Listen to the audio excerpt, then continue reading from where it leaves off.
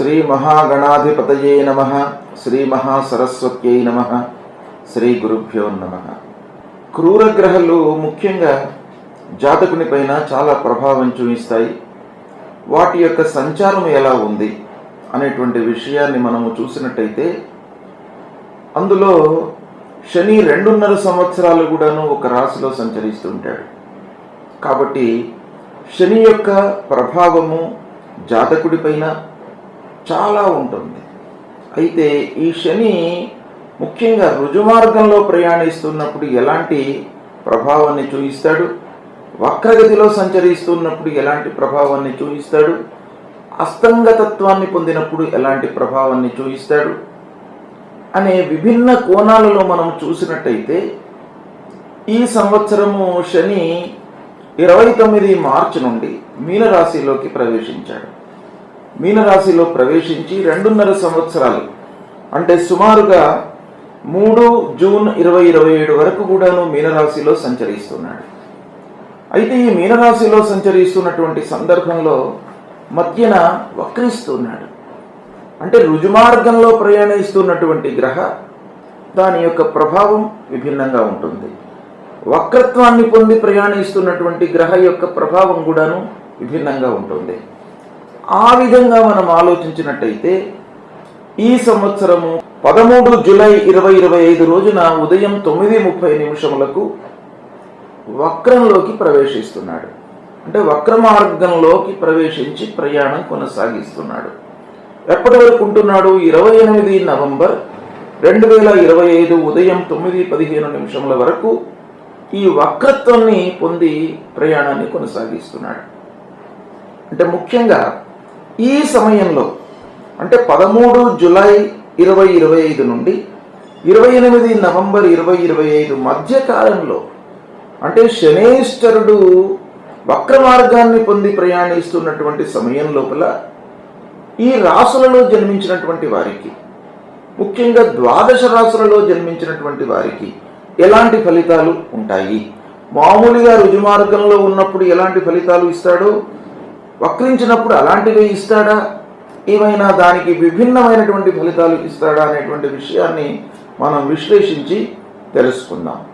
అయితే ఈ వక్రిస్తున్నటువంటి సమయం లోపల శని భగవానుడు ఉత్తరాభాద్ర నక్షత్రం 2వ పాదంలో సంచరిస్తున్నాడు. 18 ఆగస్టు 2025 రోజున ఉత్తరాభాద్ర నక్షత్రం 1వ పాదంలోకి ప్రవేశిస్తున్నాడు. తదనంతరము 3 అక్టోబర్ 2025 రోజున పూర్వభాద్ర నక్షత్రం 4వ పాదంలోకి ప్రవేశిస్తున్నాడు. ఇది వక్రిస్తున్నటువంటి సమయం లోపల ఉత్తరాభాద్ర, పూర్వభాద్ర అంటే ఉత్తరాభాద్ర 2వ పాదము, ఉత్తరాభాద్ర 1వ పాదము, మళ్ళీ పూర్వభాద్ర 4వ పాదములోకి ప్రయాణించి ఈ విధంగా సంచరిస్తున్నాడు వక్రగతి లోపల. అయితే ఈ సమయం లోపల ఎలాంటి ఫలితాలు ఉంటాయి అనే విషయాన్ని చూసినట్టయితే కుంభరాశి జాతకులకు శని వక్రీస్తున్నటువంటి సమయంలో గోచార ఫలితాలు ఎలా ఉన్నాయో తెలుసుకుందాం. శనైశ్వరుడు ఈ కుంభరాశి వారికి 29 మార్చ్ 2025 నుండి 3/6/2027 వరకు మీనరాశిలో సంచరించడం మూలకంగా ద్వితీయ స్థానము ఏల్నాటి శనిలో సంచరిస్తున్నాడు. అంటే ఏల్నాటి శని ప్రభావంలో ఉన్నారు కుంభరాశి వాళ్ళు. అయితే 13 జూలై నుండి 28 నవంబర్ వరకు శని వక్రిస్తున్నాడు. ఈ వక్రిస్తున్నటువంటి సమయం లోపల కుంభరాశి వారికి కొంత జన్మస్థానంలో ఉండేటువంటి ఫలితం కూడాను కలుగుతుంది. అంటే ద్వితీయ స్థానము మనకు దుష్ప్రభావాన్ని ఇచ్చేటువంటి స్థానమే. వక్రం మూలకంగా జన్మస్థానానికి సంబంధించినటువంటి ఫలితాలు ఇస్తాడు. అది కూడాను మనకు దుష్ప్రభావాన్ని ఇచ్చేటువంటి స్థానమే. కనుక కుంభరాశి వాళ్ళు మామూలుగా రుజుమార్గంలో శని ఏ విధంగానైతే దుష్ప్రభావాన్ని ఇస్తున్నాడో ఈ వక్ర మార్గంలో ప్రయాణిస్తున్నటువంటి సమయం లోపల కూడాను అలాంటి ఫలితాలే ఇచ్చేటువంటి అవకాశాలు ఉన్నాయి. కాబట్టి కుంభరాశి వారికి శని యొక్క ప్రభావము ఎక్కువగా ఉంది. మామూలుగా రుజుమార్గంలో ఉన్నప్పుడు కానివ్వండి, వక్రంలో ఉన్నప్పుడు కానివ్వండి, ఫలితాలు దుష్ప్రభావాన్ని ఇచ్చేటువంటి అవకాశాలు ఎక్కువగా ఉన్నాయి. కాబట్టి కుంభరాశి వాళ్ళు కొంత జాగ్రత్తలు తీసుకోవాలి శని విషయం లోపల. ఎలాంటి ఫలితాలు ఉంటాయి అని అంటే, 2వ స్థానంలో సంచరిస్తున్నాడు. 2వ స్థానం ముఖ్యంగా మీరు మాటను చాలా జాగ్రత్తగా ఉపయోగించాలి. అంటే ఫ్రెండ్ సర్కిల్స్తో మీరు ఉన్నప్పుడు, ఆత్మీయులతో ఉన్నప్పుడు, స్నేహితులతో ఉన్నప్పుడు మీరు చాలా జాగ్రత్తగా మాట్లాడాలి. అనవసరమైనటువంటి వాగ్వివాదాలు, అనవసరమైనటువంటి మాటల మూలకంగా మీకు ఇబ్బందులు తలెత్తేటువంటి అవకాశాలు ఉంటాయి ఈ సమయంలో. ఇక డబ్బు విషయము చాలా ప్రధానమైనటువంటిది. ఈ వక్రించినటువంటి సమయం లోపల మీరు డబ్బుకు అత్యంతమైనటువంటి ప్రాధాన్యత ఇవ్వాలి. ప్రతి రూపాయి కూడాను ఖర్చు పెడుతున్నటువంటి సమయంలో చాలా జాగ్రత్తగా ఆలోచించి రాబడిని బేరీజు వేసుకొని ఖర్చుపై మనస్సు నిలపడం చాలా అవసరం ఈ కుంభరాశి వాళ్ళు. అంతేకాకుండా ఆరోగ్యపరమైనటువంటి సమస్యలు కూడాను తలెత్తే అవకాశాలు ఉన్నాయి. అనవసరమైనటువంటి విషయాలను పదే పదే ఆలోచించడం మూలకంగా ఆరోగ్యాన్ని మీరు నిర్లక్ష్యం చేస్తారు. పని భారం మూలకంగా మీరు ఆరోగ్యాన్ని నిర్లక్ష్యం చేస్తారు. ఇలాంటి దుష్ప్రభావం కూడాను ఈ సమయం లోపల కనబడుతుంది కనుక కుంభరాశి వాళ్ళు కొంత జాగ్రత్త పడాలి. ఇక అకారణంగా కలహాలు ముఖ్యంగా తలెత్తే అవకాశాలు ఉన్నాయి. కారణం ఏమీ కనబడదు. అనవసరంగా మనకు అపనిందలు మీదికి వచ్చేటువంటి అవకాశాలు ఉంటాయి. విమర్శలకు గురి అవుతారు ఉద్యోగస్తులు ఆఫీసులో. ఇలాంటివి బాగా తలెత్తేటువంటి అవకాశాలు ఉన్నాయి కుంభరాశి జాతకులకు. ఇక అనవసరమైనటువంటి ప్రయాణాల మూలకంగా ఖర్చులు, ప్రవాహంలాగా డబ్బు వెళ్ళిపోతుంది. కాబట్టి కొంత మీరు జాగ్రత్తగా కట్టడి చేసుకోవాలి, నియంత్రణ చేసుకోవాలి. ముఖ్యంగా ఆత్మీయులతో చాలా రిలేషన్స్ మీరు మెయింటైన్ చేయాలి. కార్డియల్ రిలేషన్స్ మెయింటైన్ చేయాలి ఆత్మీయులతో.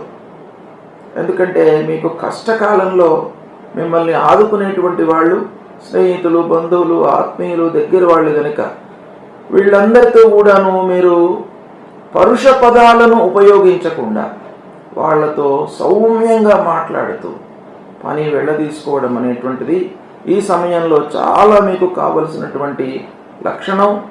ఇక మానసికంగా కృంగే అవకాశాలు ఉంటాయి కనుక అధైర్యానికి మీరు లోను కాకూడదు.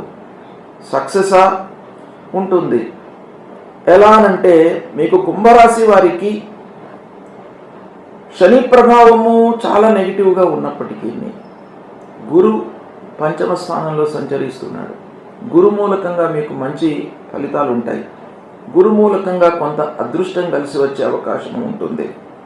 గురు మూలకంగా మీకు కొంత లాభదాయకమైనటువంటి పనులు కలుగుతాయి. కాబట్టి శని, ఏల్నాటి శని 2వ స్థానంలో ఉన్నాడు.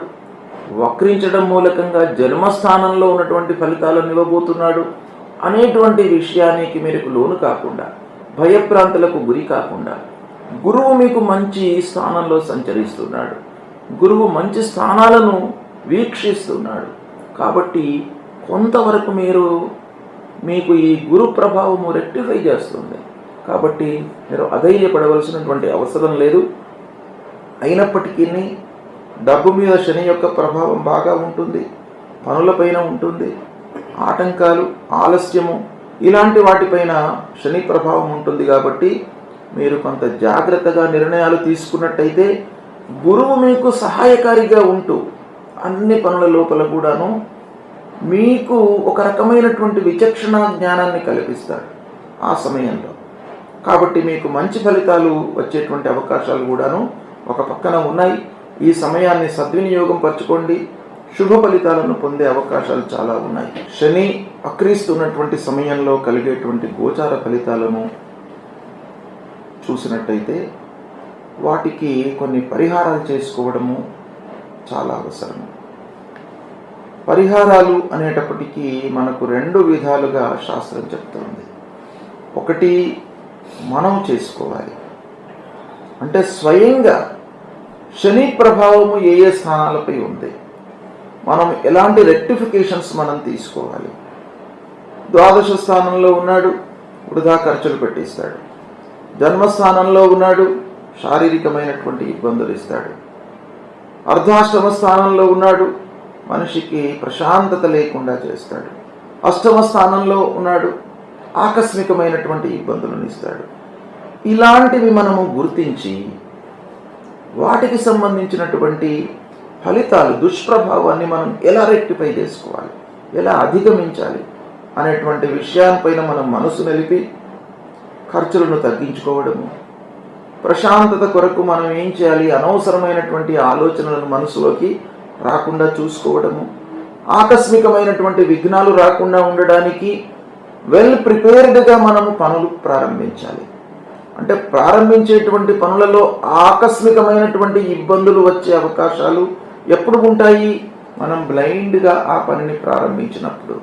కనుక ఆ పని గురించి మనము వెల్ ప్రిపేర్డ్గా ఉండాలి, కూలంకషంగా ఆలోచించాలి. ఇక ముఖ్యంగా మనిషికి ఆరోగ్యాన్ని ఇచ్చేటువంటి స్థానము 1వ స్థానం. ఈ 1వ స్థానంలో సంచరిస్తున్నప్పుడు చాలా భయభ్రాంతులకు లోనయ్యేటువంటి అవకాశాలు ఉంటాయి. దీన్ని రెక్టిఫై చేసుకోవడానికి మనము ఏం చేయాలనేటువంటి మార్గాన్ని మనము వెతుక్కోవాలి. ఇది మనం చేయవలసినటువంటి కర్తవ్యాలు. రెండవది, ఇవి చేస్తూనే మనకు అందనటువంటివి కూడాను చాలా ఉంటాయి. మనిషి యొక్క ఆలోచనలకు, బుద్ధి, జ్ఞానానికి అందనటువంటి విషయాలు ఎన్నెన్నో ఉంటాయి ప్రపంచంలో. వాటి నుండి మనము విముక్తులు కావడానికి, రెక్టిఫై కావడానికి, వాటిని మనము ఒక సరైన మార్గంలో మనం చేసుకోవడానికి భగవంతుడి యొక్క అనుగ్రహం కొరకై పరిహారాలు చేసుకోవాలి. అందులో భాగంగా శనైశ్వరుడికి ముఖ్యంగా మనం ఏం చేయాలి? ప్రథమతః దానాదులు, అంటే దానము. ఎలాంటి దానం ఇవ్వాలి? నల్లటి వస్త్రము, నల్లటి నువ్వులు, ఒక ఇనుప ముక్క, నువ్వుల నూనె, ఇవి దానంగా ఇవ్వండి. ఇది సామాన్యంగా అందరూ కూడాను, ఏ స్థాయిలో ఉన్నటువంటి వాళ్ళైనా కూడాను ఇవ్వడానికి అవకాశాలు ఉంటాయి. కాబట్టి దానానికి ప్రథమ ప్రాధాన్యత ఇవ్వండి, దానం చేయండి. తర్వాత శనేశ్వరుడి విగ్రహం పైన నువ్వుల నూనె పోసి అభిషేకం చేయండి. ఇక మూడవది, ప్రతినిత్యం కూడాను శనికి సంబంధించినటువంటి మూలమంత్రాన్ని జపించండి. నీలాంజన సమాభాసం రవిపుత్రం యమాగ్రజం ఛాయా మార్తాండ సంభూతం తం నమామి శనైశ్వరం అనేటువంటి ఈ మూలమంత్రాన్ని ప్రతినిత్యం కూడాను చదువుకోండి. అంతేకాకుండా శని ముఖ్యంగా అధైర్యాన్ని క్రియేట్ చేస్తాడు మీ లోపల. అధైర్యానికి కారకుడు, భయాందోళనకు కారకుడు. ఎందుకయ్యానంటే మనకి ఖర్చులు నియంత్రణలో లేకుండా ఉంటాయి. శని బాగలేనప్పుడు ఖర్చులు విపరీతంగా పెరిగిపోతాయి, రావాల్సినటువంటి డబ్బు రాదు. తద్వారా ఏమవుతుంది? మనిషి లోపల భయము ఆవహిస్తోంది. కనుక ఈ భయాన్ని నివృత్తి చేయడానికై మీరు ఆంజనేయ స్వామిని వేడుకోండి. ఆంజనేయ స్వామి దేవాలయానికి వెళ్ళండి. ఆ హనుమాన్ చాలీసా ప్రతినిత్యం కూడాను పారాయణం చేయండి. కేవలము ఒక మూలమంత్రం, మనోజవం మారుతతుల్య వేగం జితేంద్రియం బుద్ధిమతాం వరిష్టం వాతాత్మజం వానరయూత ముఖ్యం శ్రీరామదూతం శిరసా నమామి అనేటువంటి ఈ మంత్రాన్ని చదువుకుంటూ మీరు కార్యక్రమాలకు ప్రారంభము చేసుకోండి. ప్రయాణం ప్రారంభం చేసే సమయం లోపల కానివ్వండి, ఎక్కడికైనా కూడాను ఇంటి నుంచి ఆఫీసుకు వెళ్ళే సమయం లోపల ఆ భగవంతుణ్ణి స్మరించి మీరు ప్రారంభించినట్టయితే ఈ శనేశ్వరుడి మూలకంగా కలిగేటువంటి దుష్ప్రభావం దూరమవుతుంది. అదేవిధంగా అపమృత్యు దోష నివృత్తి కొరకై శివారాధన చేయండి. ఆ పంచముఖ మహామృత్యుంజయుణ్ణి ప్రతినిత్యం కూడాను ఆరాధన చేయండి. శివాలయానికి వెళ్ళండి, శివుణ్ణి దర్శించుకోండి. ఇవి చేసినట్టయితే మీకు శని మూలకంగా కలిగేటువంటి దుష్ప్రభావము దూరమవుతుంది. ఏ స్థానంలో ఉన్నప్పటికీ మనకు ఫైనల్గా భగవంతుడి యొక్క అనుగ్రహమే కావాలి. కాబట్టి భగవంతుడిని మీరు కీర్తించండి, స్తోత్రం చేయండి, పారాయణం చేయండి, దర్శనం చేసుకోండి, గురువులను సందర్శించండి. ఇవి చేసినట్టయితే మీ లోపల భక్తి భావన పెరుగుతుంది. భక్తి పెరిగినట్టయితే మనిషికి కష్టాలను, దుఃఖాలను, నష్టాలను అధిగమించేటువంటి ఒక స్థైర్యం ఆ భగవంతుడు మీకు కల్పిస్తాడు. తద్వారా మీకు ఆ పరిహారం జరుగుతుంది, ఫలితాలు కూడాను మీకు అనుకూలంగా ఉంటాయి. శుభం.